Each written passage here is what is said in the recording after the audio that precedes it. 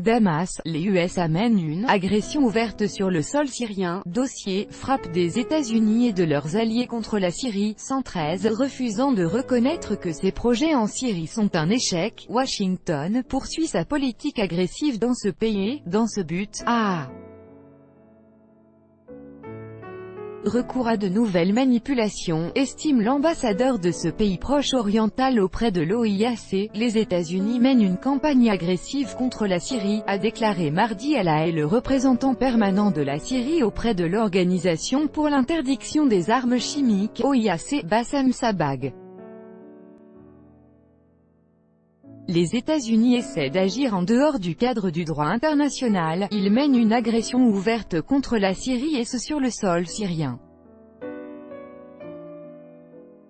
Ils ont agi ainsi en avril 2017, puis en avril 2018, engageant une agression tripartite contre la Syrie conjointement avec la France et le Royaume-Uni, a déclaré le diplomate, intervenant lors d'une session de la conférence des pays membres de la Convention sur l'interdiction d'armes chimiques, CIAC.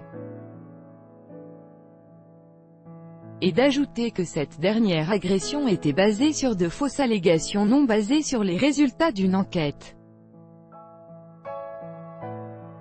Parallèlement, les États-Unis ont poussé la France à lancer l'initiative qui permette de contourner les organismes internationaux existants, poussé la France à créer des mécanismes non objectifs et préconçus, a ajouté M. Sabag.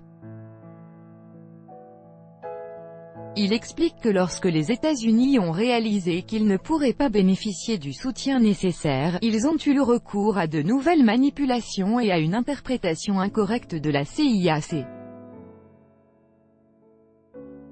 Les États-Unis refusent de reconnaître que leur projet en Syrie a connu un échec.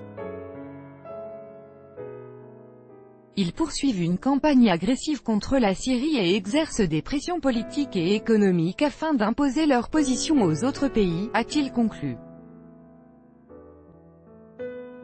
Rappelons qu'après la provocation aux substances chimiques perpétrée le 4 avril dans la ville syrienne de Douma, Ghouta orientale, les États-Unis, la France et le Royaume-Uni ont mené des frappes de missiles sur des sites syriens et ce sans attendre que l'enquête de l'OIAC soit menée, c'est-à-dire sans disposer d'aucune preuve tangible de la responsabilité de Damas.